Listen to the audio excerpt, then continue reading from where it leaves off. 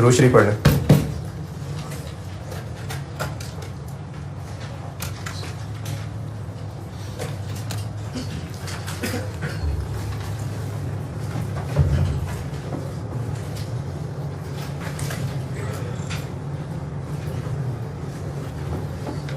Restructuring, इसमें मैंने आपको ये लिखवा दिया था कि रीस्ट्रक्चरिंग होती क्या है।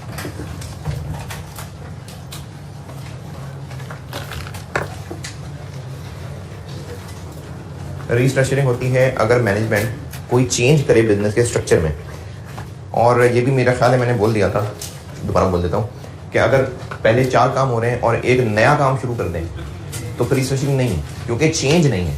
चेंज तब है जब जो पहले था वो ना हो। तो एक फैक्ट्री, एक ब्रांच, एक ऑफिस बंद होना जरूरी है। अब इसमें क्या क्या मिसालें हो सकती हैं, इसी पॉइंट 1 जो आपको डेफिनेशन लिख के दी थी उसी में एग्जांपल्स हो सकता है कि एक प्रोडक्ट लाइन ख़त्म कर दें, यानी पहले बिजनेस जो है वो जूते भी बेचता था और स्पोर्ट्स गुड्स भी बेचता था और लेदर गारमेंट्स बेचता था, और क्या बेच लें, चलें बस ठीक है। तो अब बिजनेस कर रहा है कि लेदर गारमेंट्स और स्पोर्ट्स गुड्स बेच रहे हैं, शूज़ बंद कर रहे हैं, तो कोई एक प्रोडक्ट लाइन ख़त्म कर दें, सेल और termination of a product line. कोई एक प्रोडक्ट है जो ख़त्म कर दें, कोई एक सर्विस ख़त्म कर दें।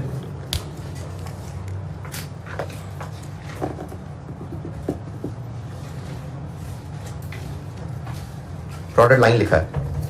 इसी तरह एक बिजनेस की 8-10 लोकेशंस में फैक्ट्रीज हैं, एक फैक्ट्री बंद कर दें, क्लोजर ऑफ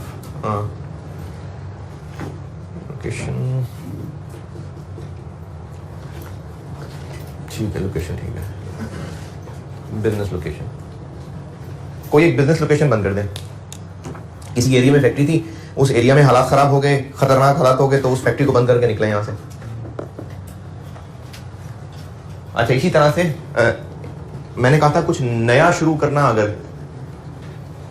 तो इसका मतलब ये नहीं है कि नया शुरू कुछ हो ही नहीं सकता। ये जो मैं अभी जुमला लिखने लगा हूं, relocation from one place to another, इसमें क्या हो रहा है, relocation from one place to another, एक जगह से छोड़ के दूसरी जगह जा रहे हैं, ये भी रीस्ट्रक्चरिंग है। ये फैक्ट्री बंद हो रही है, वहाँ के लोगों को निकाल रहे हैं नौकरी से, किसी नई जगह शिफ्ट हो रहे हैं, तो ये भी रीस्ट्रक्चरिंग है, relocation from one place to another. ये कंट्री भी चेंज हो सकता है, कोई शहर भी चेंज हो सकता है, रीजन भी चेंज हो सकता है।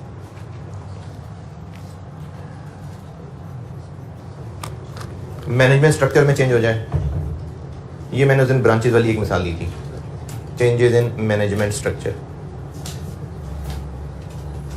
कि एक बिजनेस था, उसकी हर ब्रांच पे अपनी अपनी मैन्युफैक्चरिंग हो रही थी। अब उस बिजनेस ने क्या किया कि हर ब्रांच के मैनेजर्स को खत्म कर दिया, डिसीजन मेकिंग खत्म कर दी, सब कुछ सेंट्रलाइज्ड कर दिया, और वो ब्रांचेस सिर्फ सेल्स पॉइंट रह गई। ये रीस्ट्रक्चरिंग की मिसालें हैं।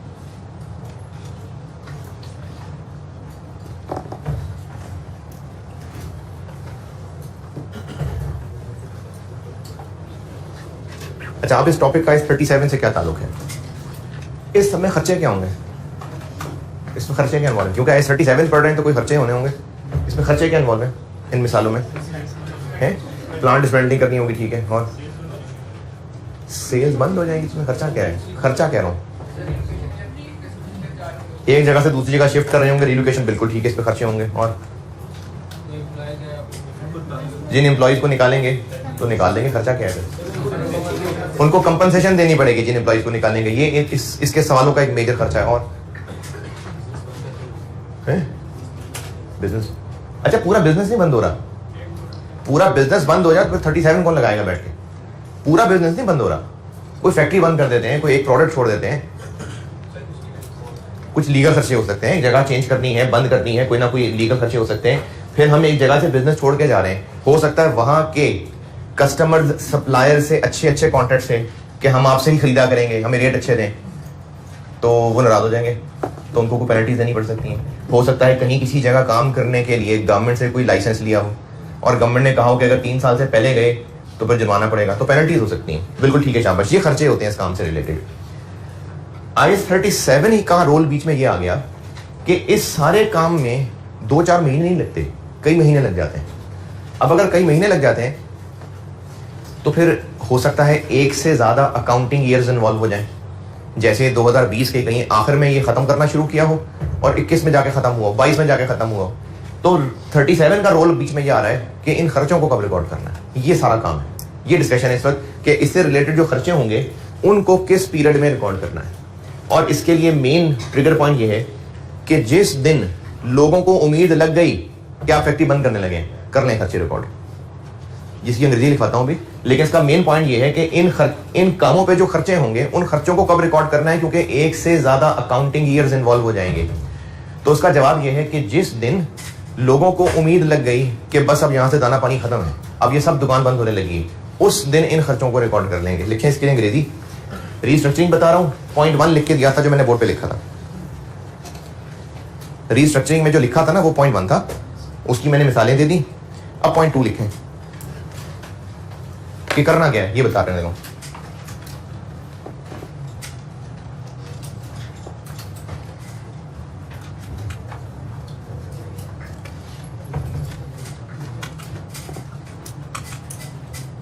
A provision for restructuring costs. A provision for restructuring cost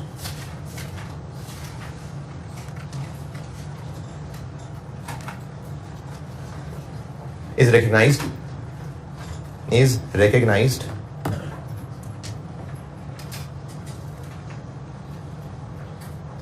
when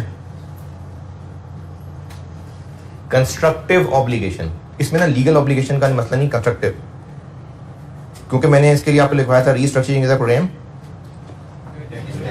planned and controlled by management, तो ये अपनी मर्जी से हो रहा है। लिखा है a provision for restructuring cost is recognized when constructive obligation to restructure,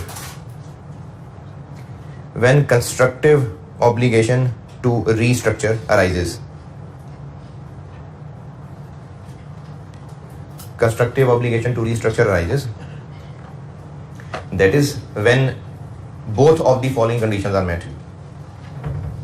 That is when both of the following conditions are met.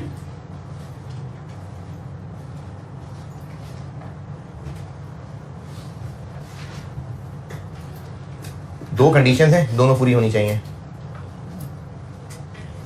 पहली condition,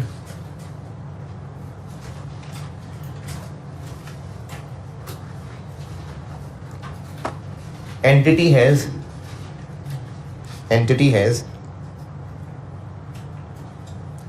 a detailed formal approved plan for restructuring. दोबारा, entity has a detailed formal approved plan for restructuring. अच्छा, restructuring का detailed plan क्या होगा? Detailed plan, जैसे आपने अभी अगस्त में एग्जाम की तैयारी करनी है, डिटेल्ड प्लान होगा कोई ना कोई। डिटेल्ड प्लान क्या होगा? 16 घंटे पढ़ना है, ये तो डिटेल्ड नहीं है, तो एक जुमले में खत्म हो गया।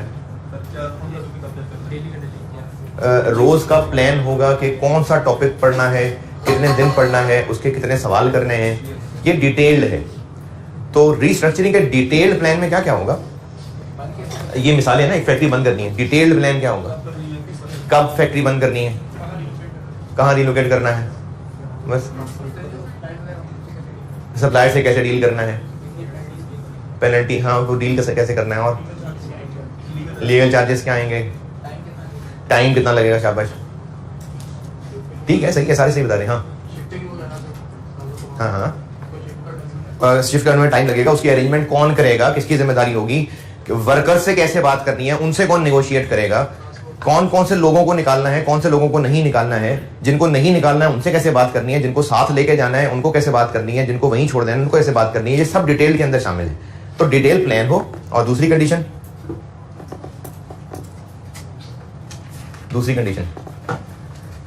किस चीज की दूसरी कंडीशन क्या पढ़ रहे हैं? रीस्ट्रक्चरिंग के खर्चे होंगे उन खर्चों के लिए एक प्रोविजन रिकॉर्ड करनी है। अगर ये दोनों कंडीशंस पूरी हो गई तो दूसरी condition, entity has raised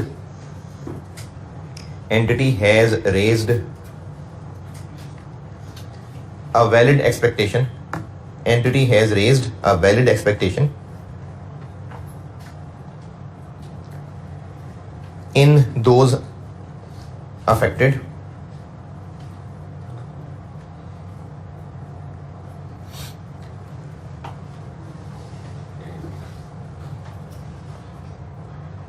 that it will carry out restructuring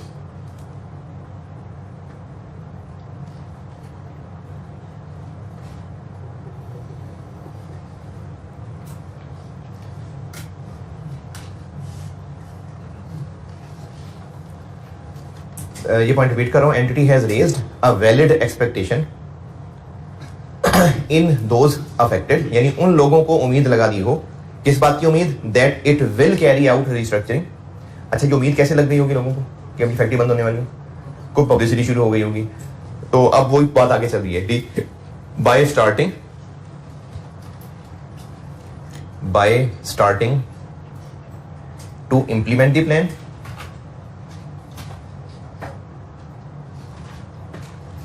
और announcing the plan,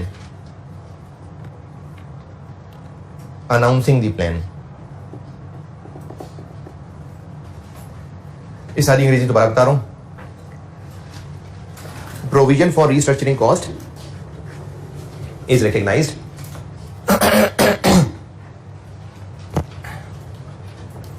when constructive obligation to restructure arises, that is when both of the following conditions are met.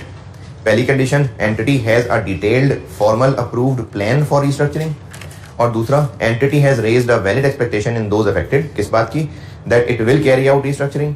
कैसे एक्सपेक्टेशन जगा दी, by starting to implement the plan और announcing the plan, यानी या तो announce करके या लोगों को निकालना शुरू करके। प्रोविजन किसकी बननी है, रिस्ट्रक्चरिंग कॉस्ट की। तो अब रिस्ट्रक्चरिंग कॉस्ट में क्या करना है शामिल, तीसरा पॉइंट। पहला पॉइंट बताया था रिस्ट्रक्चरिंग क्या होती है, दूसरा पॉइंट ये लिखा है कि इसकी प्रोविजन बननी है, तीसरा पॉइंट बता रहा हूं कि रिस्ट्रक्चरिंग कॉस्ट इंक्लूड और एक्सक्लूड, यानी रिस्ट्रक्चरिंग कॉस्ट में क्या शामिल करना है। रिस्ट्रक्चरिंग कॉस्ट में वो खर्चे शामिल करने हैं जो रिस्ट्रक्चरिंग के लिए हैं।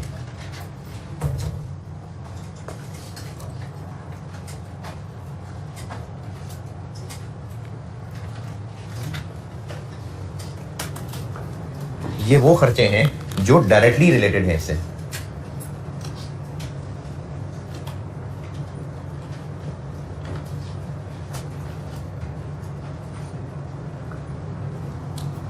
और वो खर्चे, अच्छा, डायरेक्टली रिलेटेड के लिए एक वर्ड लिख रहा हूं, मुझे उम्मीद है आप इस वर्ड को जानते हैं।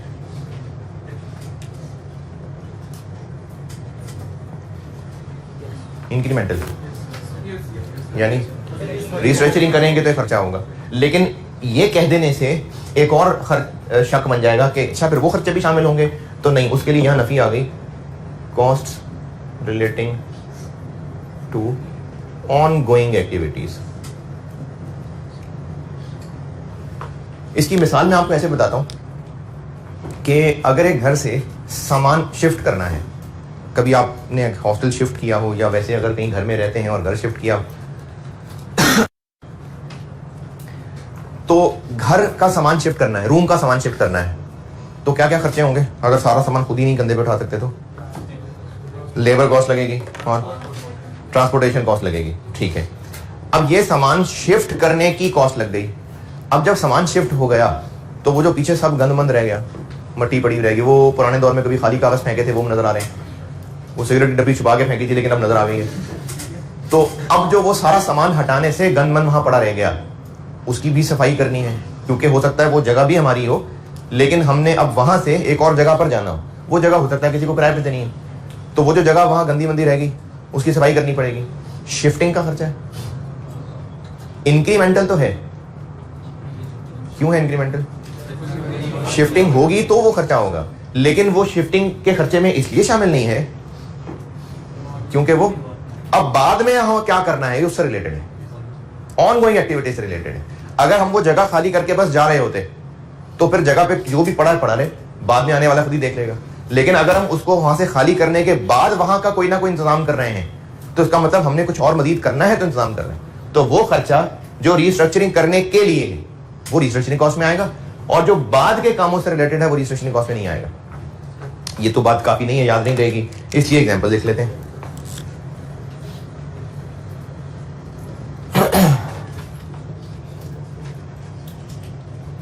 इनकी एग्जांपल देखते हैं।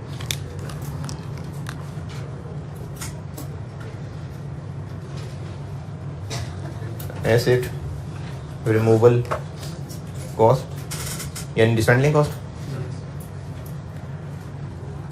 अच्छा, ये मैंने जो मिसाल लिखी है ना, ये डिसमेंटलिंग कॉस्ट है, और सिर्फ इस मिसाल के लिए, सिर्फ और सिर्फ इस मिसाल के लिए ब्रैकेट में लिख लें, क्योंकि इसके लिए है और वो ब्रैकेट में लिखेंगे तो बाकी मिसालें फिर बाद में आ रही होंगी। सिर्फ इस मिसाल के लिए कह रहा हूं कि इसकी तुम पहले नहीं प्रोविजन बना चुके हो। अगर वहां ना बनाई हो तो फिर यहां पर है। ये जो रीस्ट्रक्चरिंग यानी प्लांट उखाड़ना भी तो रीस्ट्रक्चरिंग का खर्चा है, यहां से प्लांट उखाड़ना है वो भी रीस्ट्रक्चरिंग का खर्चा है। तो वो जो प्लांट उखाड़ने का खर्चा है, अगर उसकी ऑलरेडी प्रोविजन बनी हुई है जो पिछले 2-4 दिन पड़ते रहे, तो फिर इस लिस्ट में ये खर्चा नहीं है। नींद आ रही है? ये खर्चा इस लिस्ट में नहीं होगा अगर प्रोविजन फॉर डिसमेंटलिंग पहले से बनी हुई है। तो ये बात यहां लिखें कि ये खर्चा इस लिस्ट में सिर्फ तब आएगा अगर पहले से प्रोविजन डिसमेंटलिंग नहीं बनी हुई इस एसेट की। चाहे ऐसे लिख लें, चाहे ऐसे लिख लें कि ये खर्चा इस लिस्ट में नहीं आएगा अगर पहले से प्रोविजन फॉर डिसमेंटलिंग, कोई एक नहीं लगा दें। दोनों जुमले दोबारा बोल रहा हूं। इस लिस्ट में ये खर्चा नहीं आएगा अगर इस प्लांट की पहले से डिसमेंटलिंग प्रोविजन बनी है, चाहे ये लिख दें। और दूसरा तरीका ये था लिखने का, जैसे आपको आसान लगे, कि अगर प्रोविजन नहीं बनाई हुई तो फिर ये खर्चा यहां पर आएगा, जो जैसे आसान लगे। लेकिन ये बात मैंने सिर्फ और सिर्फ इसके लिए लिखवाई है। ये बात ध्यान से, क्योंकि वो FAR 1 में मैंने value in use, fair value less cost to sell, तो उसमें कॉस्ट टू सेल की ना मिसालें लिखवाता हूं, और उसके अंदर मिसालों के अंदर एक मिसाल भी होती है। और उसके अंदर मैंने एक मिसाल में यही बात लिखाई थी वहां बच्चों को। तो ग्रुप में एक बच्चा पूछ रहा था कि उसको लगा शायद ये मैंने बात पूरी कॉस्ट टू सेल के लिए लिखाई है, यानी सारी कॉस्ट टू सेल के लिए मेरी यही बात है। तो मैं आपको फिर बार बार कह रहा हूं कि ये जो डिसमेंटलिंग कॉस्ट की मैंने यहां मिसाल लिखी है ना, सिर्फ इसके लिए ये बात की है मैंने, अगली मिसालों के लिए नहीं कर रहा हूं ये बात। होशो-वास में सुन रहे हैं? सिर्फ इसके लिए की है मैंने ये बात। और मिसाल लीगल खर्चे हो सकते हैं। फिर एक अभी मिसाल बोली थी, टर्मिनेशन बेनिफिट्स कहते हैं उनको, टर्मिनेशन बेनिफिट्स। अच्छा, इनको ना एक और वर्ड आपको सवालों में मिल जाएगा, रिडंडेंसी कॉस्ट। ये होता है जब एम्प्लॉइज को निकालते हैं ना नौकरी से, आपने टेक्स्ट में शायद ना एक चीज पढ़ी हो, गोल्डन हैंडशेक, तो ये उस तरह का कॉन्सेप्ट है। जब उनको निकालेंगे नौकरी से तो उनको कुछ पैसे वैसे देने पड़ेंगे, तो ये टर्मिनेशन बेनिफिट्स या रिडंडेंसी कॉस्ट कहते हैं। सर की बात आई थी कैसी मुझे जी? नहीं।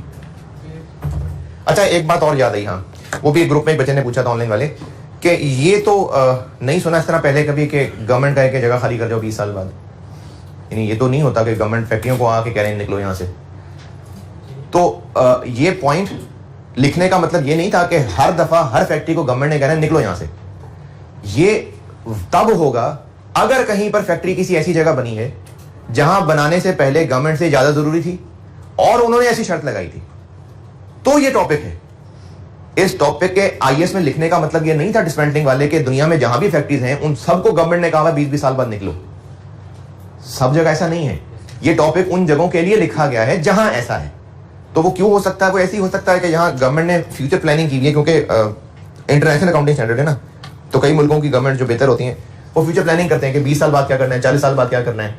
1.5 साल की प्लानिंग नहीं होती है, 25, 30, 40 साल की प्लानिंग होती है।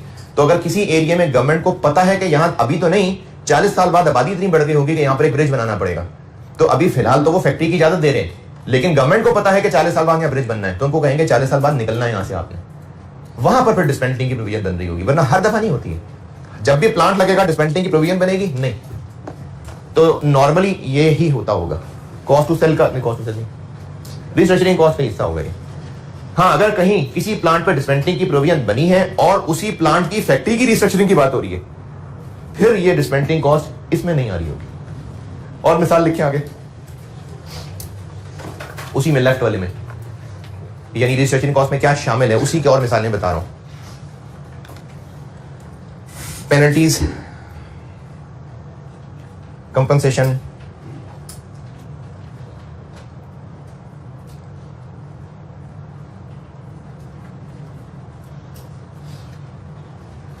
और राइट वाले कॉलम में लिखे मिसालें, राइट वाली शाख पे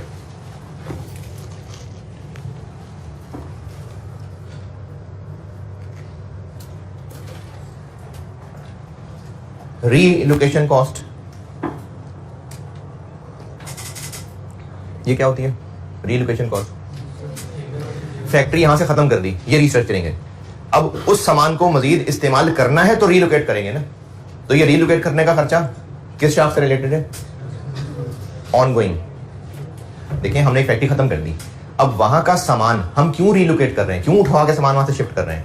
क्योंकि आगे यूज करना है ना, वरना वहीं बेच के खत्म करते थे। तो रीलोकेट ही क्यों कर रहे हैं? क्योंकि वो आगे कहीं यूज करना है, तो वो ऑनगोइंग एक्टिविटी से रिलेटेड है। तो रीलोकेशन कॉस्ट इस राइट वाली शाख पे आएगा। मिसाल, इसकी मिसालें बता रहा हूं। एक मिसाल बताइए रीलोकेशन कॉस्ट, और मिसाल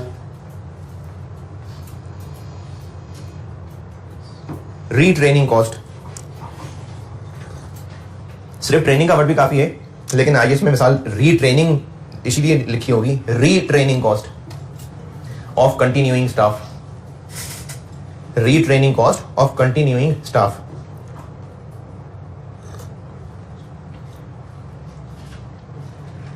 हाँ जी, ये क्यों, ये क्या? हम पुरानी फैक्ट्री के अच्छे लोगों को नई फैक्ट्री में रिटेन करना चाहेंगे, तो नई फैक्ट्री में हो सकता है डिफरेंट काम हो, तो वहां पर उनको दोबारा ट्रेन करना पड़ेगा। अच्छा, ये ट्रेन क्यों किया जा रहा है? क्योंकि पिछली फैक्ट्री बंद करनी है, फिर ऑनगोइंग एक्टिविटीज के लिए। तो रीट्रेनिंग कॉस्ट को हम नहीं मानेंगे रिस्ट्रक्चरिंग में।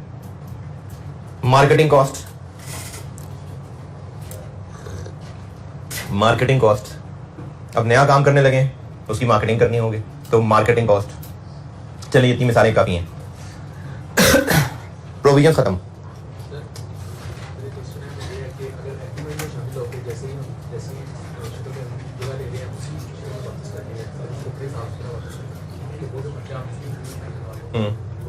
जी जी। अच्छा, सवाल ये है कि जो बात आप कर रहे हैं ना, ये डिसमेंटलिंग से रिलेट करके बता देता हूं। सवाल ये है कि हमें प्लांट उखाड़ना था और साथ ये भी शर्त थी कि ये जो जगह होगी ये भी सही साफ सुथरी करके जानी है। ये मैं डिसमेंटलिंग की बात कर रहा हूं। तो जो डिसमेंटलिंग की प्रोविजन बनती है ना, वो सिर्फ प्लांट उखाड़ने की कॉस्ट की नहीं बनेगी, वो जो बाद की सफाई है उसकी भी बनेगी, वो भी हमारी जिम्मेदारी होगी। तो provision for dismantling and site restoration cost, ये कंप्लीट वर्ड होता है। Provision for dismantling and site restoration cost, ये वर्ड होता है। अच्छा, अब यहां पर भी सेम बात आ गई। आपने शायद इससे रिलेट करके पूछा था, अगर हमने यहां से जाने के लिए कस्टमर्स कॉन्ट्रैक्ट सप्लायर से कॉन्ट्रैक्ट किए हुए थे कि आपको अगर हमने बीच में छोड़ा वादा तो हम पेनल्टी देके जाएंगे। इसी तरह हो सकता है गवर्नमेंट से कॉन्ट्रैक्ट किया हो कि अगर यहां से हम 4 साल से पहले चले गए तो फिर जगह भी सारी साफ करके जाएंगे। तो हाँ, फिर ये भी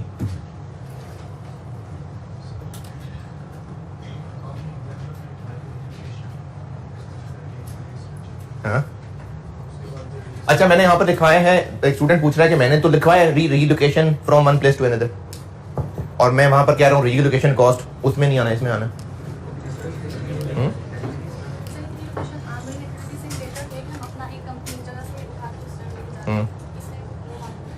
रीलोकेशन पूरा प्रोसीजर, एक जगह से फैक्ट्री बंद करना और नई जगह जाना, ये एक पूरे काम को रिस्ट्रक्चरिंग की एग्जांपल में लिया है।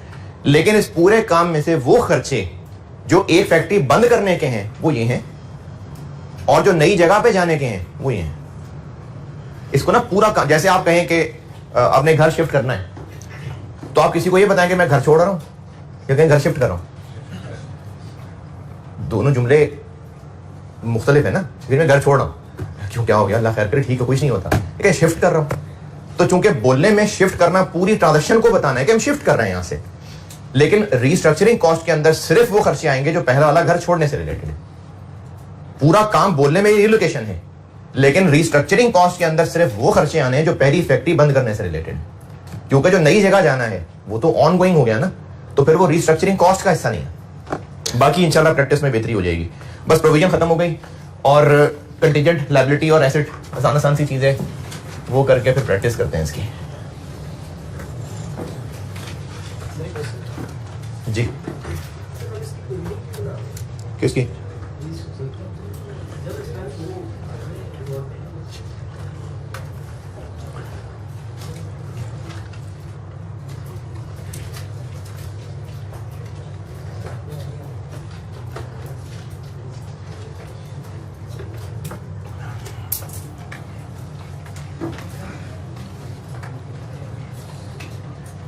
ये सवाल लिख लो अपने पास, कहीं याद रखना है। मैंने ना आप लोगों से कहा था कि जब सवाल कराऊंगा ना तो ये समझाऊंगा कि कंस्ट्रक्टिव ऑब्लिगेशन कैसे अनअवॉइडेबल होती है। जब मैंने लीगल और कंस्ट्रक्टिव समझाई थी ना, इस जगह इधर लीगल लिखा था, इधर आ रहा था, और इधर कंस्ट्रक्टिव लिखा था, तब कहा था कि अभी आप अनअवॉइडेबल वाला पॉइंट सिर्फ लीगल के लिए सोच लें, शैतान वसवसे डालेगा कंस्ट्रक्टिव के लिए, लेकिन अभी कंस्ट्रक्टिव को ना सोचें, बाद में बताऊंगा। ये उसका साथ जवाब है। तो कंस्ट्रक्टिव बताऊंगा तो फिर साथ इसका जवाब भी आ जाएगा, और अगर ना आया जवाब तो फिर पूछ लेना कि रिस्ट्रक्चरिंग का जवाब नहीं दिया आपने। तो ऑनलाइन वालों के लिए मैंने सवाल रिपीट नहीं किया क्योंकि मैंने जवाब ही नहीं दिया इसका।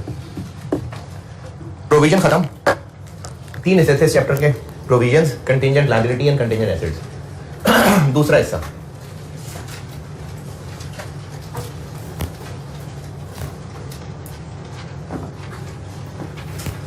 Contingent liabilities.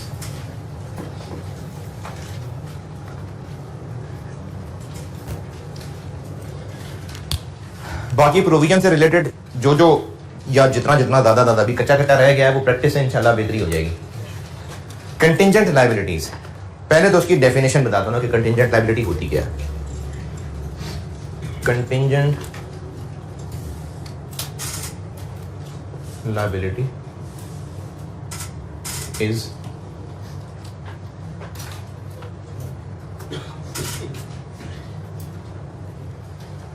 इसकी 2 डेफिनेशन है। ये भी कंटिंजेंट लायबिलिटी होती है और ये भी कंटिंजेंट लायबिलिटी होती है, यानी 2 तरह की चीजें हैं जो कंटिंजेंट लायबिलिटी होती हैं।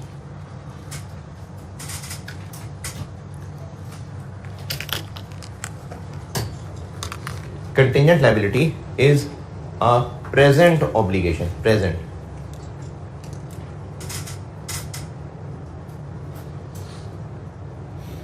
as a result of past event.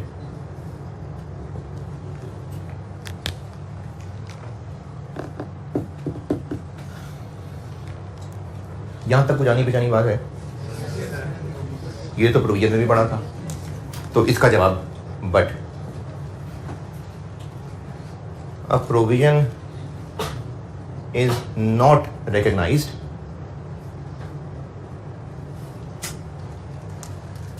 Present obligation भी है भी है, लेकिन प्रोविजन इसलिए नहीं बनाई क्योंकि 2 कंडीशंस और भी चाहिए थी। क्या थी 2 कंडीशंस और प्रोविजन के लिए, रिकग्निशन के लिए? प्रोबेबल आउटफ्लो और रिलायबल एस्टीमेट। तो इन दोनों या दोनों में से कोई एक पूरी नहीं हो रही थी, इसलिए नहीं बनी प्रोविजन। थी प्रेजेंट ऑब्लिगेशन, पास्ट इवेंट, ये पहली कंडीशन पूरी हो रही थी, दूसरी और तीसरी पूरी नहीं हो सकी।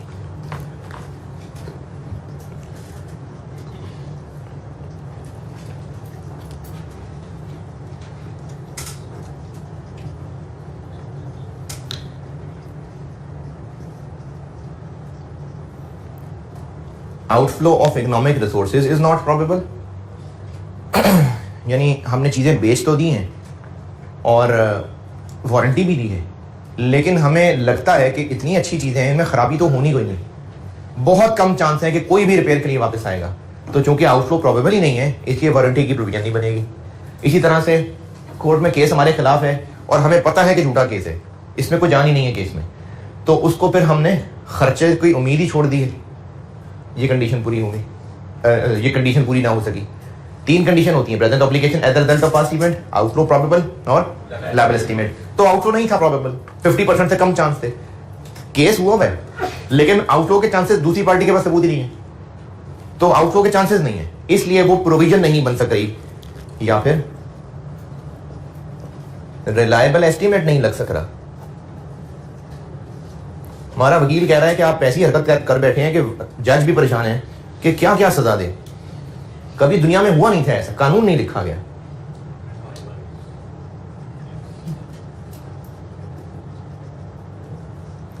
तो वकील से अंदाजा नहीं लग रहा कि कितना फाइन पड़ेगा। Reliable estimate can not be made. या इसी तरह से कोई गुड्स हैं जो पहली दफा पाकिस्तान में आई हैं, हम इंपोर्ट करके लाए हैं, अभी कोई अंदाजा नहीं है कि इसमें कितनी को खराबियां निकलेंगी। वारंटी दी है हमने, लेकिन हमें कुछ अंदाजा नहीं है कि कितनी चीजें वापस आएंगी, तो हम अंदाजा नहीं लगा पा रहे, इसलिए प्रोविजन नहीं बन रही होगी। तो प्रोविजन नहीं बन रही ना, सही उसको कंटिंजेंट लायबिलिटी कहते हैं। तो कंटिंजेंट लायबिलिटी वो है जैसे वो कैच आ रहा होता है ना, तो एक फील्डर जो कैच पकड़ने जा रहा है, तो एक उसकी बैकअप के लिए भी होता है कि अगर से कैच छूट गया तो वो जो बैकअप वाला है वो कैच पकड़ लेगा। तो ये कंटिंजेंट लायबिलिटी ऐसा ही कॉन्सेप्ट है कि प्रोविजन बना रहे थे, प्रोविजन की चीजें पूरी नहीं हो सकी, प्रोविजन अगर तुम पड़ी हुई तो वो कंटिंजेंट लायबिलिटी आ गई। प्रोविजन नहीं बन सकी, कंटिंजेंट लायबिलिटी सही। एक ये है कंटिंजेंट लायबिलिटी, और एक कंटिंजेंट लायबिलिटी है इज अ पॉसिबल ऑब्लिगेशन।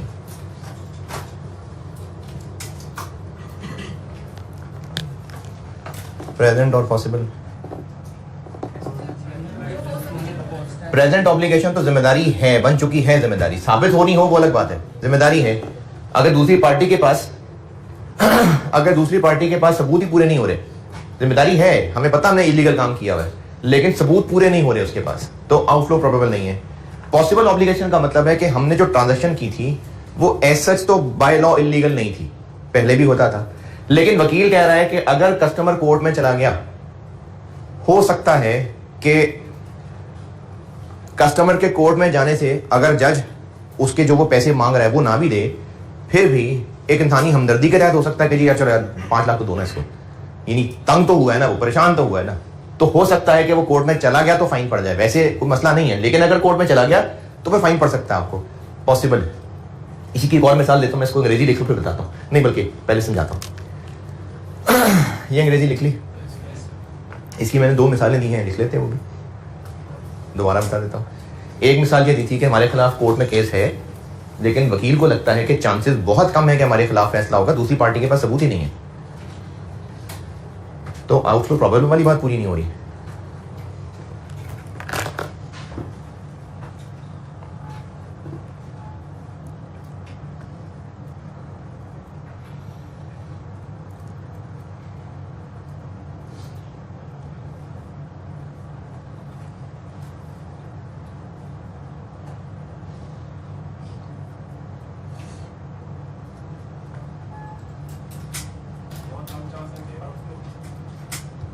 %50 से कम चांस है कि आउटफ्लो होगा।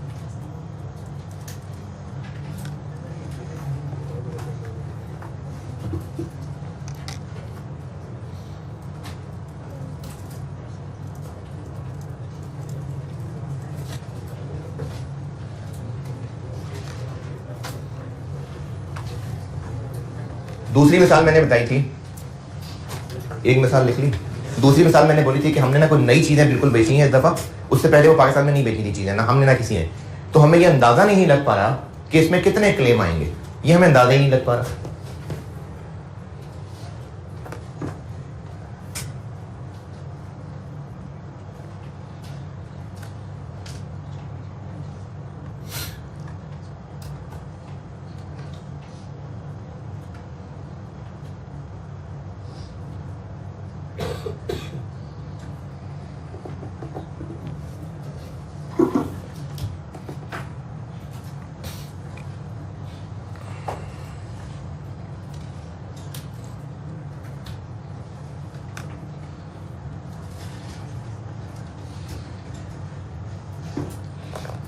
चल नोटेड दोनों।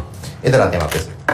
इसकी ना मैं पहले मिसाल बता रहा हूँ, लेकिन आप अंग्रेजी पूरी करके फिर वो मिसाल लिख लीजिएगा। पहले मैं मिसाल समझा रहा हूँ आपको। हम कंपनी ए हैं, कंपनी बी ने बैंक से लोन लिया है 300 मिलियन का। लोन वापस करना जिम्मेदारी किसकी? कंपनी बी की। लेकिन कंपनी बी को बैंक इतनी लिफ्ट नहीं करा रहा था, तो कंपनी बी ने हमसे रिक्वेस्ट की कि बैंक किसी की गारंटी मांग रहा है। हमने बैंक को गारंटी दे दी। पता नहीं ए पहले लगा के गारंटी दी है कि यू पहले लगा के गारंटी दी है? यू पहले सही गारंटी दी है, सही गारंटी दे दी। हमारी गारंटी पे बैंक ने इसको लोन दे दिया। लोन वापस करना जिम्मेदारी किसकी है? बी की। हमारी भी हो सकती है। कब, किन हालात में? अगर कंपनी बी डिफॉल्ट कर जाए। अच्छा, कंपनी बी का डिफॉल्ट करना या ना करना हो चुका है, अभी हमने गारंटी दी है, फ्यूचर है। इसका डिफॉल्ट करना या ना करना हमारे कंट्रोल में है।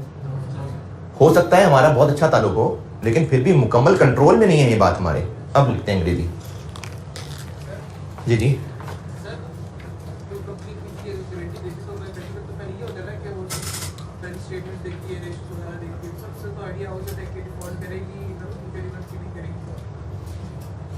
इसमें सवाल के निशान कहाँ है?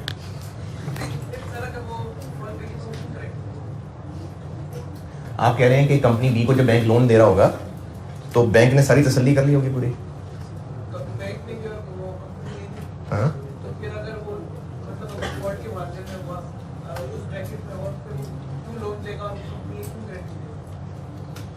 यानी आप कह रहे हैं कि ये कंपनी फाइनेंशियली सिक्योर थी तभी तो ये लोन देगा, है ना? और अगर ये फाइनेंशियली सिक्योर नहीं थी तो फिर वो लोन नहीं देगा। फाइनेंशियल सिक्योर थी तभी लोन दे रहा है, तो फिर कल को डूबेगी क्यों? ये पूछ रहे हैं ना। तो हादसे तो हो जाते ना यार। जैसे कोरोना है, उससे जस्ट पहले वो बिजनेस जो सब हंसी खुशी रह रहे थे, बहुत अच्छा बिजनेस चल रहा था, बड़े बड़े रेस्टोरेंट थे, लाहौर के अंदर बड़े रेस्टोरेंट बंद हुए, और भी कई बिजनेस बंद हुए होंगे, लेकिन मैं रेस्टोरेंट की मिसाल ला गई ध्यान में। तो उनके बिजनेसेस बहुत सक्सेसफुल थे। जैसे एक और बिजनेस याद आ गया, ये किसी दौर में ना सीएनजी पंप का बड़ा एक बूम था, बड़ा कमाते थे लोग। तो मेरे इलाके में एक सीएनजी स्टेशन था, बड़ा ही बेकार था, बड़े बदतमीज लोग थे, लेकिन उस इलाके में और था नहीं, बड़ा सुपर हिट था, बहुत उसने माल कमाया। उसी के अपोजिट एक अच्छे अखलाक वालों ने सीएनजी स्टेशन खोल लिया।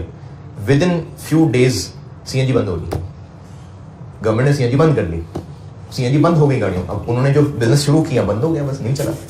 तो इसलिए कंपनी बेशक अच्छी थी, लेकिन हालात बदलते देर नहीं लगती। बैंक जो होता है ना, वो बहुत सिक्योर करके चलते हैं। वो अपनी कागजी कार्रवाई भी पूरी करेंगे, वो अपनी सिक्योरिटी पैसों के एतबार से भी पूरी करेंगे, गारंटी भी किसी की ले रहे होंगे। तो बैंकिंग के प्रोसीजर रहेंगे, तसल्ली करके चल रहे हैं उन्होंने। तो कंपनी भी अच्छी है तभी लोन ले रही है, तभी लोन मिल रहा है, लेकिन गारंटी के साथ। अच्छा, अगर कल को कंपनी बी के हालात खराब हो गए तो फिर हमें लोन वापस करना पड़ सकता है। Contingent liability is a possible obligation as a result of past event whose existence will be confirmed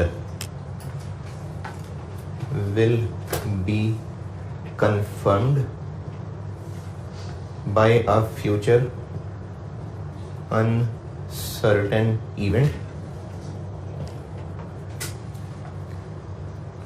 not wholly within the control of entity.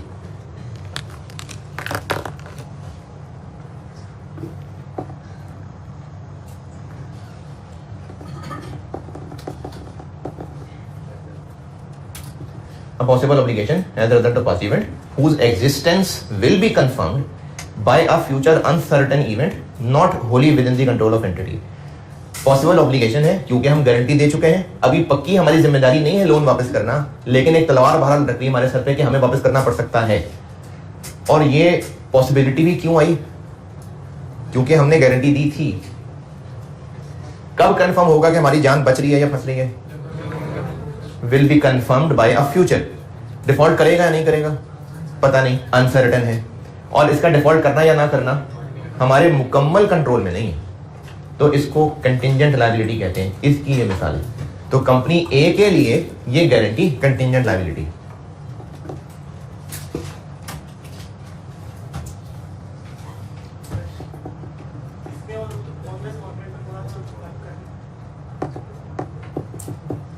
Onerous contract में तो हम बिल्कुल फंस चुके थे ना। ऑनरस कॉन्ट्रैक्ट और उसमें फर्क, उसमें हम एक कॉन्ट्रैक्ट में फंस चुके हैं जिससे नुकसान किए बगैर बाहर निकल ही नहीं सकते। इसमें गारंटी दी है, कंफर्म है कि हमें पैसे देने पड़ेंगे नहीं, वो तो डिफॉल्ट करेगा तो पैसे देने पड़ेंगे। तो फर्क है, बहुत फर्क है। वहां पर हम फंस चुके हैं प्रेजेंट ऑब्लिगेशन, नुकसान अवॉइड नहीं हो सकता। यहां प्रेजेंट नहीं है, पॉसिबल है। अगर वो डिफॉल्ट करेगा तो हमें पड़ेंगे पैसे, अगर नहीं करेगा तो नहीं पड़ेंगे पैसे। ये अंग्रेजी लिख के ये मिसाल लिखें, फिर आगे चलता हूं कि क्या करना क्या इसका।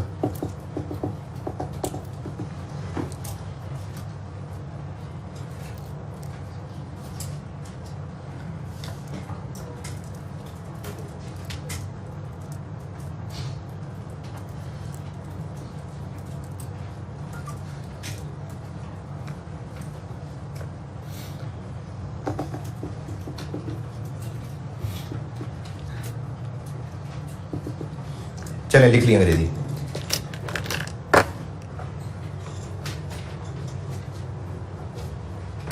अगर कंटेंजेंट लायबिलिटी ये है तो प्रेजेंट ऑब्लिगेशन है, पास्ट इवेंट है, प्रोविजन नहीं बन सकी। प्रोविजन नहीं बन सकी मतलब प्रोविजन नहीं रिकॉग्नाइज हो सकी, यानी कुछ ना कुछ डेबिट और प्रोविजन फॉर कुछ ना कुछ क्रेडिट, हम ये नहीं कर पा रहे। तो प्रोविजन ना से कंटेंजेंट लायबिलिटी बना लें। तो अगर कंटेंजेंट लायबिलिटी भी बनानी ही है, लिखनी ही है, तो प्रोविजन में क्या स्पेलिंग गलत है। तो प्रोविजन अगर नहीं बन सक रही तो फिर कंटेंजेंट लायबिलिटी बनेगी नहीं।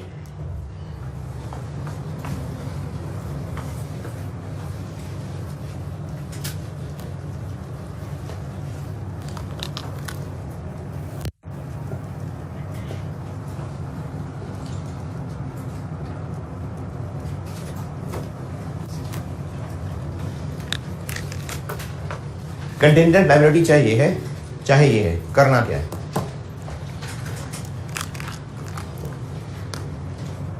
तो करना ये है, अंग्रेजी लिखवाता हूं।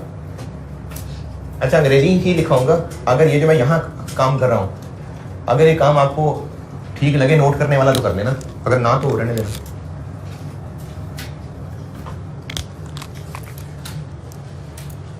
क्या मैंने कहा कि एंट्री कोई नहीं होनी, अंग्रेजी लिखें। ये चीज निकली हो तो मर्जी है, नोट कर लें, अंग्रेजी लिखें।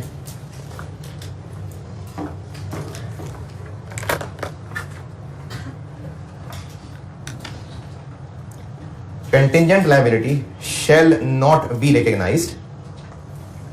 Contingent liability shall not be recognized.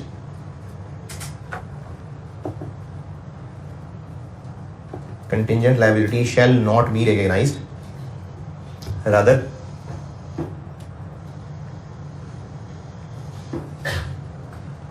it shall be disclosed.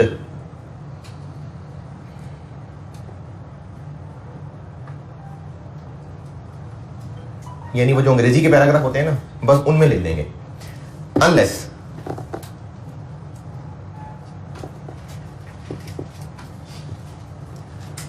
possibility of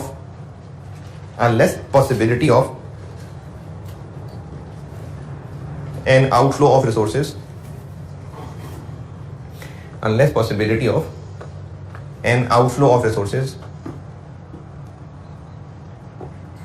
is remote मतलब बहुत कम, और ये बहुत कम डिफाइंड नहीं है, लेकिन 5-10% मुनासिब है इसके लिए। नहीं रिमोट आप कह लें 5-10%। अच्छा ये जो बात लिखी है ना अनलेस के बाद वाली, अगर तो आपको अंग्रेजी से बात समझ आ रही है तो आ गई है, अगर नहीं तो मैं आपको बता रहा हूं, उर्दू में लिख लीजिएगा। इस बात का मतलब यह है कि अगर आउटफ्लो के चांसेस रिमोट हैं तो डिस्क्लोज भी नहीं करना। अंग्रेजी लिखी थी कि it shall be disclosed unless, यानी डिस्क्लोज करना है अनलेस। तो अनलेस का मतलब जो होता है उसके बाद जो लिखा हुआ है, अगर वो हो गया तो जो अनलेस से पहले लिखा हुआ है वो नहीं करना। तो अगर तो इस सेंटेंस से बात समझ आती है तो ठीक है, अगर नहीं समझ आती तो आप मजीद एक्सप्लेन कर लें कि कंटेंजेंट लायबिलिटी को डिस्क्लोज करना है, लेकिन अगर चांसेस रिमोट हैं तो डिस्क्लोज भी नहीं करना, यानी चुप खामोश, कुछ भी नहीं बताना।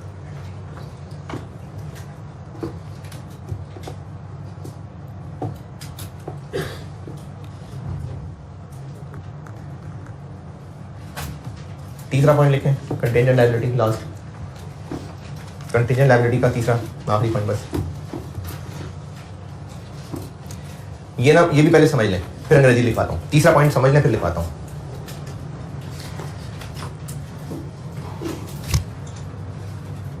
ये एंट्री लिख ली तो काटना भी है इसको, ये अगर ये लिखना है तो काटा भी लगाना है।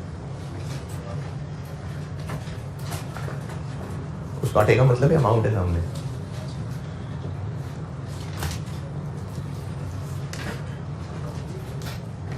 अगर कोई काम दो लोगों की जिम्मेदारी लगाई गई है, दो की, जैसे अगर एक बिल्डिंग बनाई है दो कॉन्ट्रैक्टर्स ने मिलके, और उस बिल्डिंग का जो एक पोर्शन है,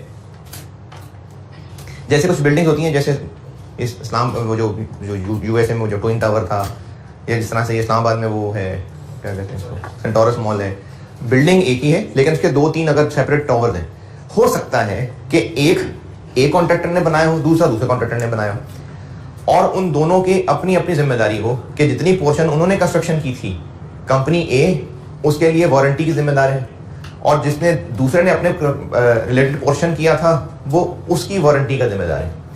लेकिन साथ ही साथ उनको ये कहा कि अगर कोई दूसरा मुकरा तो उसका काम भी पहले के जिम्मे आ जाएगा। इसको मैं वैल्यू से बताता हूँ। एक बिल्डिंग की कंस्ट्रक्शन में दो कॉन्ट्रैक्टर्स इन्वॉल्व थे, एक का काम 300 मिलियन का था, दूसरे का काम 700 मिलियन का था। जो 300 मिलियन वाले काम का कॉन्ट्रैक्टर था उसकी अपने काम से रिलेटेड वारंटी थी, और जो 700 मिलियन वाले काम से रिलेटेड था उसकी अपने काम से रिलेटेड वारंटी थी। दोनों अपने अपने हिस्से की वारंटी की क्या काउंटिंग कर रहे होंगे, अपने हिस्से की वारंटी की क्या काउंटिंग कर रहे होंगे, प्रोविजन बना रहे होंगे ना वारंटी रिपेयर्स की, क्योंकि उन दोनों की ये अपने अपने हिस्से की प्रेजेंट ऑब्लिगेशन है। लेकिन अगर कॉन्ट्रैक्ट में ये लिखा हुआ है कि हैं तो आप दोनों अपने अपने काम के जिम्मेदार, लेकिन चूंकि दोनों मिलके आए थे हमारे पास, तो अगर कोई एक अपने काम से मुकरा तो फिर दूसरा उसकी वो जिम्मेदारी लेगा। हाँ, अब वो आपस में एक दूसरे को जहां मर्जी मारे पीटे, वो उनका मसला है।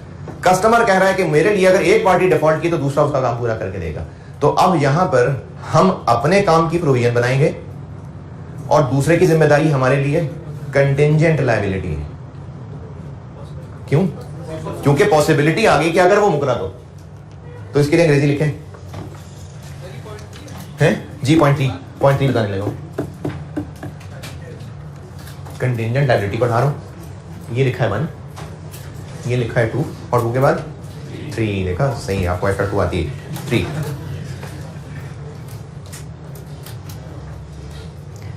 When an entity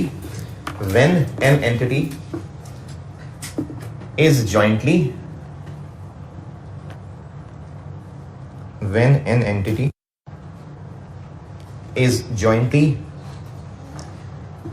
and severally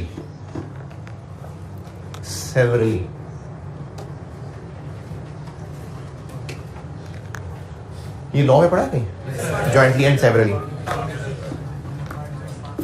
कहाँ पढ़ा है? हाँ, पार्टनरशिप में। अच्छा, कहाँ था? हाँ, where an entity is jointly and severally liable for an obligation, where an entity is jointly and severally liable for an obligation, then the part of the obligation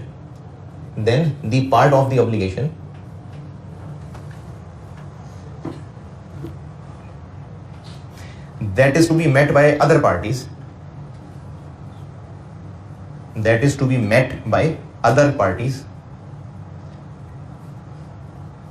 is treated as a contingent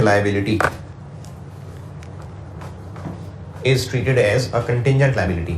यानी अगर एक entity किसी जिम्मेदारी में jointly and severally liable है तो जो दूसरी पार्टी की जिम्मेदारी है वो इस एंटिटी के लिए कंटिंजेंट लायबिलिटी है। कंटिंजेंट लायबिलिटी खत्म। अच्छा, एक बात तसल्ली के लिए पूछ रहा हूं, मुझे उम्मीद है कि आप सही बता देंगे। 2016 में केस हुआ और 2016 में हमारा वकील कहता था मसला ही कोई नहीं, बेफिक्र रहें, तो कंटिंजेंट लायबिलिटी हो गई। 17 में मसले आने शुरू हो गए, तो वो जो 16 में कंटिंजेंट लायबिलिटी थी वो बड़ी होकर 17 में प्रोविजन बन सकती है। यानी ऐसा नहीं है कि कंटिंजेंट लायबिलिटी बन गई तो प्रोविजन का रास्ता बंद है। 1 साल में कंटिंजेंट लायबिलिटी, बाद में हो सकता है प्रोविजन बन जाए। लास्ट चीज कंटिंजेंट एसेट्स।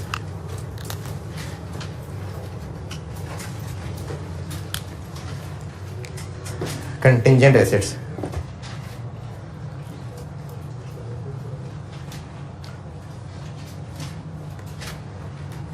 अच्छा, अभी मैं 1 सवाल तो इंशाल्लाह हो जाएगा, 2 की कोशिश करता हूँ। कल मैं ना इसकी और प्रैक्टिस कराऊंगा क्लास की। आप एक काम कराएं, आपकी बहुत मेहरबानी अगर आप ये काम कराएं तो अल्लाह आपका भला करे। मैंने अपनी बुक में पेज 151 पे 151 पेज 151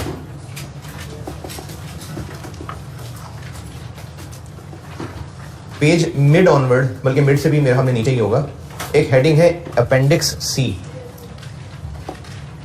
अपेंडिक्स सी पेज 151 पहुंचे। उसमें आपको ना लिखी नजर आएंगी एग्जाम्पल्स। एग्जाम्पल 1 है, एग्जाम्पल 2, इसी तरह से अगले पेज, अगला पेज, अगला पेज। ये एग्जाम्पल 9B तक जा रही है बात। ये को 2 पेजेस बनते हैं, 2.5 पेजेस बनते हैं। चले ये रीड करके आने कल आपने, और इनसे ऑब्जेक्टिव क्या है, ये है IAS की ओरिजिनल एग्जाम्पल्स। और इनको आप एक बार रीड करेंगे ना, और समझने की नियत से कि कहना क्या चाह रहे हैं, तो आपको आसानी होगी कि क्वेश्चन का आंसर कैसे करना है। ये IAS ने कुछ सिचुएशंस बताई हैं और उनके लिए कुछ एग्जाम्पल बताई हैं। इनका स्ट्रक्चर कुछ ऐसा है, जैसे मैं एग्जाम्पल 1 ही दिखा देता हूं। एग्जाम्पल 1 के अंदर ये जो पहला पैराग्राफ है, 3.5 लाइनें, 3.5 लाइनें पहला पैराग्राफ। आप समझें ये सवाल है, और उसके बाद वो उसको डिस्कस कर रहा है कि इस पे प्रोविजन बननी है नहीं बननी है, बननी है तो क्यों बननी है, प्रेजेंट ऑब्लिगेशन है कि नहीं है, आउटफ्लो है कि नहीं है, रिलायबल एस्टीमेट है कि नहीं। तो हर एग्जाम्पल को ना उसने इस कॉन्टेक्स्ट में डिस्कस किया हुआ है कि प्रोविजन की तीनों कंडीशन पूरी हो रही है कि नहीं हो रही। और ये चूंकि सवाल नहीं है तो आपको प्रॉपर को सवालिया निशान नजर नहीं आएगा बीच में। हो सकता है आपको उन्होंने सिर्फ एक एग्जाम्पल बताई और आप सोचें अच्छा ये भी तो हो सकता था, ये भी तो हो सकता था, तो वो बस एग्जाम्पल्स बता रहे हैं। तो आपने ना एग्जाम्पल्स को रीड करना है, और अच्छी नीयत से रीड करेंगे तो मुझे उम्मीद है इंशाल्लाह कि आपकी अंडरस्टैंडिंग को इससे फायदा होगा। और जिनको को अंग्रेजी के वर्ड ना समझ आए तो वो कल का इंतजार ना करें, गूगल से पूछ लें, क्योंकि इसमें 1-2 एग्जाम्पल्स ऐसी हैं जो ऑयल एक्सट्रैक्शन कंपनी से रिलेटेड है, तो आप गूगल से पूछ लेना। तो इसलिए आपने ना एग्जाम्पल बेटे पढ़नी है, ये फायदा होगा इन एग्जाम्पल्स को पढ़ने का, पढ़नी है। चलें इधर अंग्रेजी पे वापस आ जाए। कंटिंजेंट एसेट्स,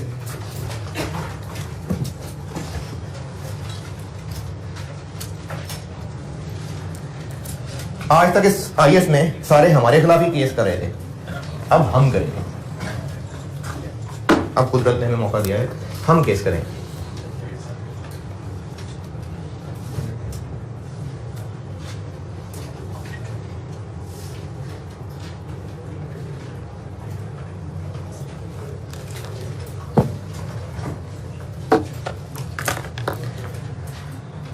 अच्छा, एक मिसाल बताता हूं, मुझे लग रहा है कि आप पॉइंट पिक कर लेंगे जो मैं बताना चाह रहा हूं।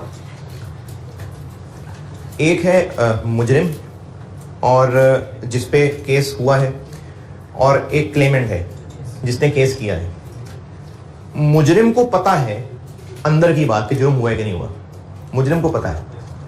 क्लेमेंट को शक है, उसको नहीं पता असल हालात, मुजरिम को पता है।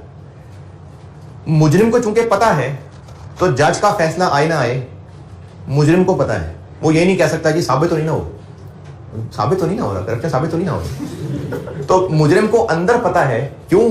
क्योंकि उसको तो पता है जुर्म किया हुआ है। प्रेजेंट ऑब्लिगेशन, ये अंदर इस एहसास का नाम है। केस का फैसला तो बाद में होता है ना, प्रोविजन में जो पढ़ रहे थे, लेकिन प्रेजेंट ऑब्लिगेशन है, ये उस अंदर वाले एहसास की बात है। तो मुजरिम को पता होता है अंदर की बात, लेकिन क्लेमेंट को कब कंफर्म होगा? जब फैसला आ जाएगा। तो जब हम लोग इस पूरे टॉपिक को मुजरिम के पॉइंट ऑफ व्यू से पढ़ रहे थे, तो बेशक अभी फैसला नहीं आया था, फिर भी हम प्रोविजंस बना रहे थे, क्योंकि उसको पता था अंदर से गड़बड़ है। लेकिन जब हम इसको क्लेमेंट के एंगल से पढ़ेंगे, तो क्लेमेंट के लिए रिसीवेबल तब बनना चाहिए, डैमेजेस रिसीवेबल, जब फैसला आ जाए। देखें, मुजरिम के पॉइंट ऑफ व्यू से जब तक फैसला नहीं आया, उसको पता है कि गड़बड़ है, तो आईएएस चाह रहा है कि जब पता है तो फिर क्यों छुपा रहे दुनिया वालों से, प्रोविजन बना लो। अच्छा, उसके प्रोविजन बना लेने को इकबाल जुर्म नहीं कहेंगे, यानी कोर्ट ने उसकी फाइनेंशियल, तूने तो डिस्क्लोजर दे दिया है, तुम्हें प्रोविजन बना लिए, साबित हो गया, जज ने उसकी फाइनेंशियल स्टेटमेंट देख के नहीं फैसला देना, तो प्रोविजन बना लेने को इकबाल जुर्म नहीं कहेंगे, ये तो अकाउंटिंग का मामला है। तो जो प्रोविजन हम पढ़ रहे थे वो ये था कि कंपनी को खुद पता था अंदर की बात कि हमने गलत किया हुआ है, इसलिए फैसला नहीं भी है बना ले प्रोविजन, यानी लायबिलिटी बना ले। और अगर हमने केस किया हुआ है तो रिसीवेबल तब तक ना बनाएं जब तक फैसला ना आ जाए, तब तक क्या दुनिया वालों को खुशियों का शेयर भी ना करें अपने, करें, लेकिन तब तक वो कंटिंजेंट एसेट होगा। Contingent asset is a possible asset. Possible क्यों कह रहे हैं? क्योंकि कोर्ट का डिसीजन आएगा तो हमारा पक्का एसेट बनेगा, तो अभी पॉसिबल एसेट है। अच्छा, कोर्ट का डिसीजन आ चुका या आना है? फ्यूचर पता नहीं क्या डिसीजन होगा, और कोर्ट का डिसीजन हमारे कंट्रोल में नहीं है। अच्छा, ये तो मैंने मिसाल दी कोर्ट की, इस अंग्रेजी को लिखते हैं, अभी लिख लीजिएगा। एक और मिसाल बता देता हूं। प्लांट को नुकसान पहुंचा और वो इंश्योर्ड था, तो हमने इंश्योरेंस वालों से क्लेम के लिए अप्लाई कर दिया। अभी से इंश्योरेंस क्लेम रिसीवेबल नहीं बना लेंगे, क्यों? इंश्योरेंस कंपनी वालों ने हाथ थोड़ी की अभी वो आके सारे सर्कमस्टांसेस देखेंगे, एविडेंसेस इकट्ठे करेंगे, पूरी इन्वेस्टिगेशन होगी।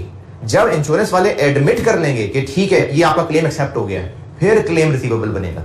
तो अभी जब तक सिर्फ इंश्योरेंस वालों को हमने कहा ही है, तब तक ये सारी चीजें कंटिंजेंट एसेट है।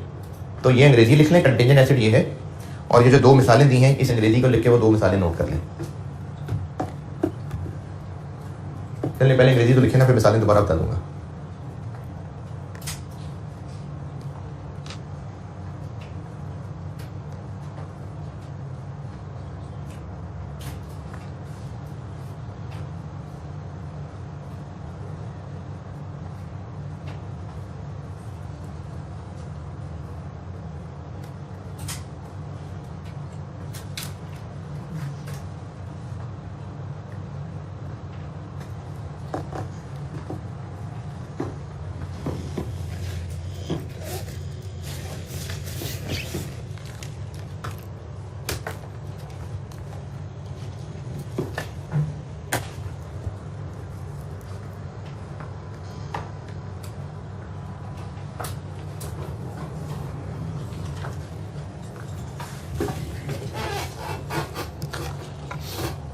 ये अंग्रेजी लिख ली।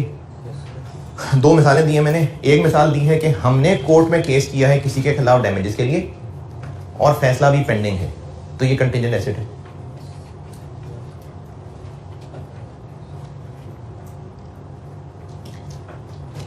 पक्का रिसीवेबल कब बनेगा? जब फैसला आ जाएगा। एक ये मिसाल लिख लें, फिर दूसरी बताता हूं।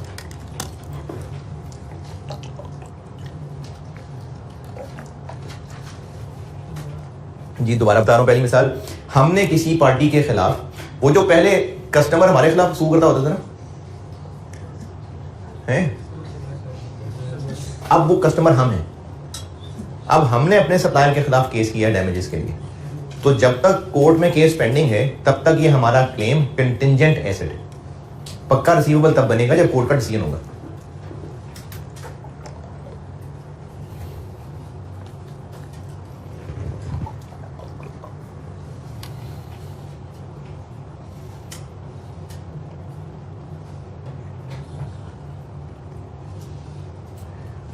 और दूसरी मिसाल दी है मैंने कि हमने भी इंश्योरेंस से कुछ क्लेम किया है, अभी इंश्योरेंस कंपनी ने उस क्लेम को एक्सेप्ट नहीं किया। पक्का इंश्योरेंस क्लेम रिसीवेबल तब बनेगा जब इंश्योरेंस कंपनी एक्सेप्ट कर लेगी। उससे पहले पहले तक ये कंटिंजेंट एसेट।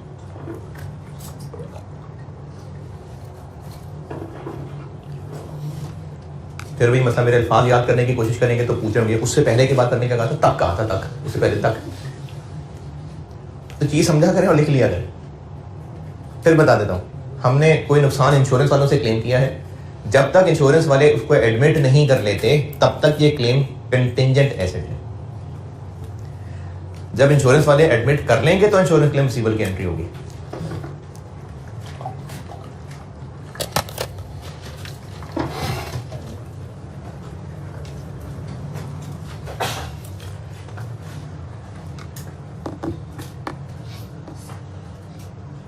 और लास्ट नेक्स्ट पॉइंट लिखें कंटेंजेंट एसेट, बस लिखवाता हूँ, पहले बता रहा हूँ करना क्या है इसका। अगर इसको ऐसे डेबिट कर लेना है तो फिर रिसीवेबल बना लेते हैं, तो इसलिए इसको नहीं करना डेबिट, इसको रिकॉर्ड नहीं करना। लिखिए अंग्रेजी, contingent asset shall not be recognized, contingent asset shall not be recognized, rather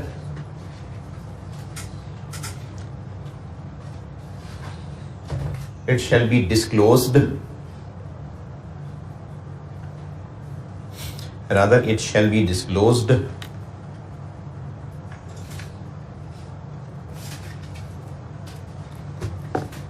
only if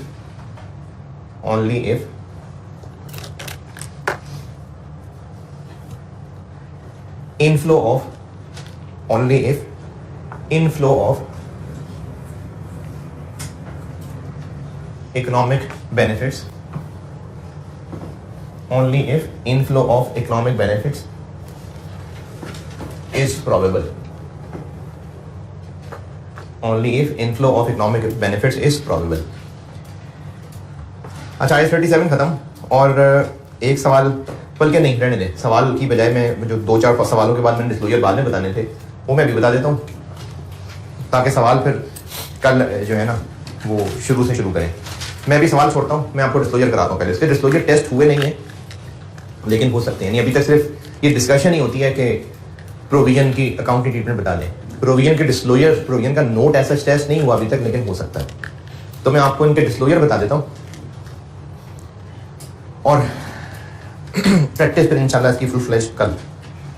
लेकिन उस प्रैक्टिस के लिए बड़ा जरूरी है कि वो जो पेजेस कहीं वो पढ़ के आए,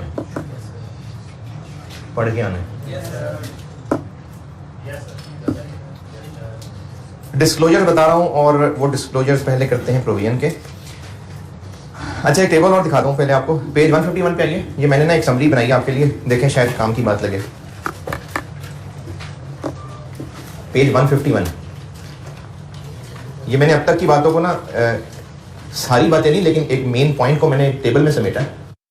पेज 151 बिल्कुल टॉप पे टेबल बनाया हुआ है, पहुंचे पेज 151। अच्छा, इस टेबल को समझें। मैंने ना ये परसेंटेजेस, चांसेस के एतबार से ऑब्लिगेशन वाली साइड और रिकवरी वाली साइड, इन दोनों को कवर किया है। पहले ऑब्लिगेशन वाली बात करते हैं।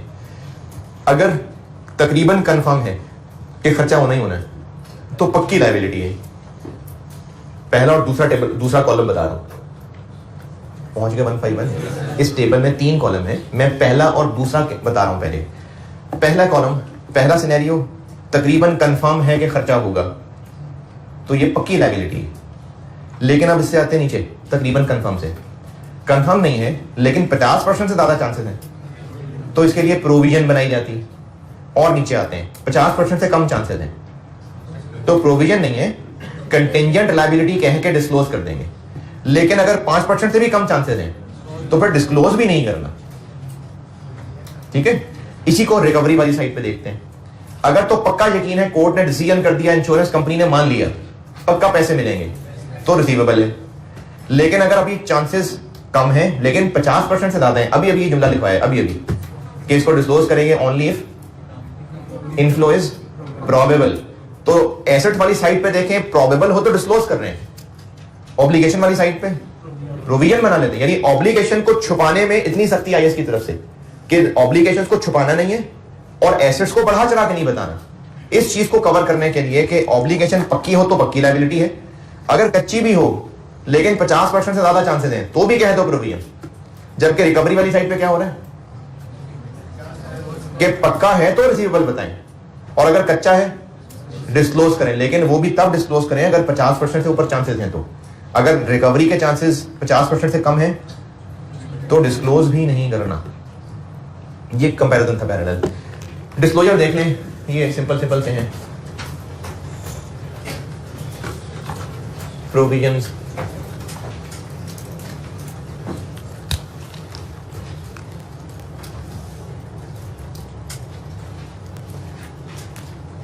प्रोविजन का डिस्क्लोजर होता है, मैं चले नोट 5 कह देता हूं। प्रोविजंस की हेडिंग आ गई। एक तो जिस तरह एसेट्स का स्केड्यूल होता है उस तरह इनका एक स्केड्यूल बनता है।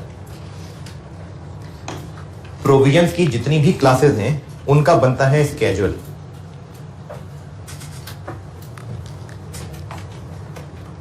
मैं मिसाल दे रहा हूं, provision for warranty, damages, dismantling, ये मैंने मिसालें लिखी हैं। पीपी के स्केड्यूल में क्या होता था, जितनी क्लासेस उतने कॉलम, और यहां से यहां तक क्या मूवमेंट सारी। तो इसी तरह से ना इन क्लासेस के लिए ये क्लासेस हैं, ये क्लासेस हैं।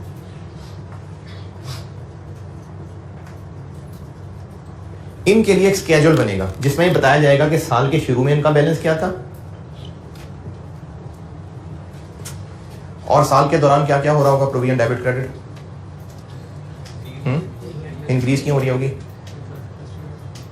क्यों इंक्रीज हो रही होगी, नई बन रही होगी ना, एडिशन, एडिशनल प्रोविजन। फिर और क्या हो रहा होगा, है रिवर्स हो रही होगी।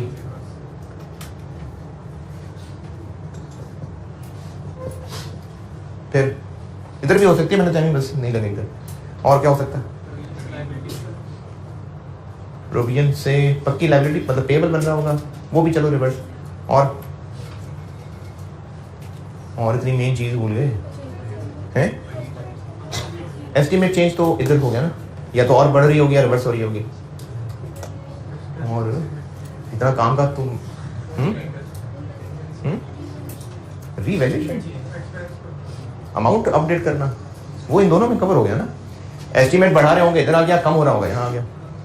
अरे इतना जिंदगी का मकसद ही भूल गए प्रोविजन की। जब खर्चा होगा भाई,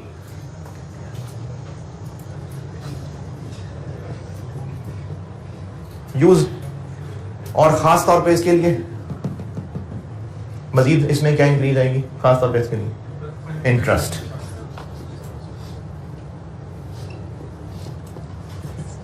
और क्लोजिंग, क्लोजिंग बैलेंस। ना ना ना ना, यूज का मतलब है खर्चा होना, provision, debit, cash, credit.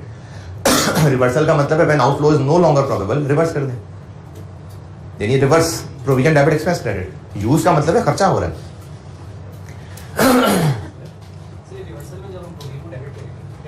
Expense reverse हो रहे हैं ना, हाँ हाँ रिवर्स कर रहे हैं ना, जो एक्सपेंस बनाया था बस अब नहीं हो रहा, वो रिवर्स। Cash, credit. वकील का ख्याल था कि 10 लाख पेनल्टी पड़ेगी, अगले साल उसको लगता नहीं है सब हालात कंट्रोल में, कोई पेनल्टी नहीं पड़ेगी, तो रिवर्स। और यूज का मतलब है प्रोविजन, डेबिट, कैश, क्रेडिट। इस स्केड्यूल के बाद प्रोविजंस जो जो भी हैं इन सब की अंग्रेजियां लिखनी। यानी मैं आपको बस एक ही बात समराइज कर रहा हूं, वरना आयत है तो कहां है इसके बारे में, जो जो मसाइल हैं वो बताएं, रीइंबर्समेंट है वो बताएं, अनसर्टेनिटीज हैं वो बताएं। मैं आपको वन वर्ड कह रहा हूं, अंग्रेजी लिखनी। जो कुछ भी इस सवाल में इस प्रोविजन के मसाइल हैं वो अंग्रेजी लिख देनी है। क्या कहेंगे, उस मसले के बारे में बताएंगे कि कोर्ट में केस पेंडिंग है, इतना क्लेम हुआ है, कोर्ट में डिसीजन पेंडिंग है, अंग्रेजी लिख दी। वारंटी के लिए क्या बताएंगे, चीज़ें बेचते हैं, 3 महीने की वारंटी देते हैं, प्रायर एस्टीमेट, प्रायर एक्सपीरियंस के मुताबिक एस्टीमेट लगाया हुआ है। यानी जो सवाल में चीज़ों के बारे में कहानी बताई होती है कि है क्या, उसकी डिस्क्रिप्शन लिखनी है। रिक्वायर्ड ना लिख देना, बस उतनी डिस्क्रिप्शन लिखनी है जिसने उस चीज़ के बारे में, रिक्वायर्ड नहीं, required you are required to फलानी, छापना शुरू किया तो रिक्वायर्ड भी लिख दिया। जो प्रोविजन का सवाल में जिक्र है वो बता दें बस। ये प्रोविजन का डिस्क्लोजर। देखें इस अंग्रेजी में ना आईएएस की तरफ से तो है कि डिस्क्रिप्शन बताएं, कंटिंजेंसीज इन्वॉल्व है वो बताएं कि मसला क्या है, डिसीजन नहीं आ रहा, फिर जो अमाउंट है वो बताएं, रीइंबर्समेंट है किसी ने कहा हुआ है वो बताएं। तो मैंने उसको कहा कि आपने इसकी अंग्रेजी लिखनी है बस। ये प्रोविजन का डिस्क्लोजर, डिस्क्रिप्शन, कंटिंजेंसीज इन्वॉल्व। कंटिंजेंसीज इन्वॉल्व थे, इसका मतलब ये नहीं कि प्रोविजन पढ़ा रहे हैं तो कंटिंजेंट लायबिलिटी कहां से आ गई। कंटिंजेंसीज वो होती हैं जो चीजें मसले हैं, पेंडिंग है, जैसे इसके अंदर हम बता रहे होंगे कि किसी ने हमारे खिलाफ फॉल्टी गुड्स के लिए डैमेजेस का केस किया हुआ है, वो केस अभी कोर्ट में पेंडिंग है, डिसीजन अभी नहीं आया है, 4 मिलियन रुपए का केस है, हमने सप्लायर से बात की हुई है, 2 मिलियन की रिकवरी की भी उम्मीद है, तो उसकी पूरी डिटेल बताएं। ये प्रोविजन का डिस्क्लोजर है और कंटिंजेंट लायबिलिटी का भी और कंटिंजेंट एसेट का भी।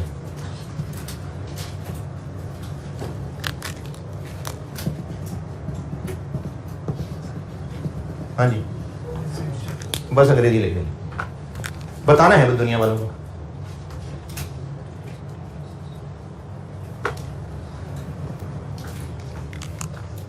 आइस 37 खत्म, और वो एग्जाम्पल बेटा जरूर पढ़ के आना, आपको इंशाल्लाह सवालों में फायदा होगा। कल मैं इसके सवाल डिस्कस करूंगा सारे, और बस मैं कल ही करूंगा, यानी जो मैंने डिस्कस करने हैं ना वो मैं कल करूंगा बस। लेकिन इसकी प्रैक्टिस, मैंने कहा था ये बहुत इंपॉर्टेंट है एग्जाम पॉइंट ऑफ व्यू से, इसकी प्रैक्टिस होमवर्क के जरिए अभी चलेगी। 2-2 सवाल दूंगा ताकि अभी क्लास ना खाई जाए पूरी, 2-2 सवाल दूंगे, 10-15 मिनट में डिस्कशन पूरी हो और आगे क्योंकि कंसल्टेशन शुरू कर दूंगा परसों में। तो ये प्रैक्टिस आपकी रोजाना 2-2 सवाल चलेगी, तो ये बहुत जरूरी है आपके लिए है। आज इंशाल्लाह रेवन्यू में होगी मुलाकात, पीर मंगल जुमेरात जुमा।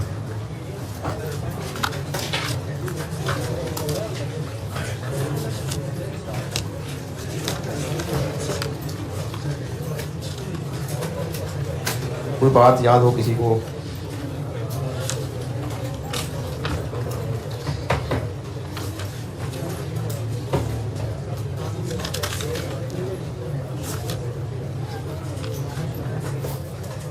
ये मैंने सुना दी थी कि इब्ने आदम के पास अगर माल की 2 वादियां हों। अच्छा, ये कि दुनियावी एतबार से अपने कमतर को देखो, ये बता दो।